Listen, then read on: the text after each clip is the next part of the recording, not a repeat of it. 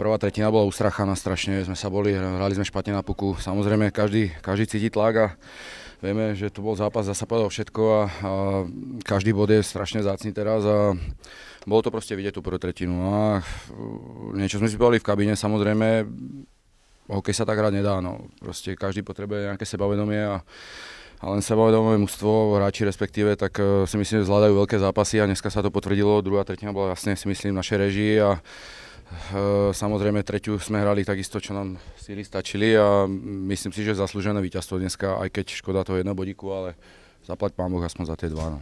Ja toto, ako sa budem znova opakovať, bol to zápas, zasa povedal všetko. Potrebujeme každý bod, dneska škoda toho jedného bodíku, ale zase na druhej strane ešte stále 6 bodov hre, ja teda osobne neviem, jak Vítky, či ešte hrajú, nehrajú, či hrali, vyhrali. No, výborne.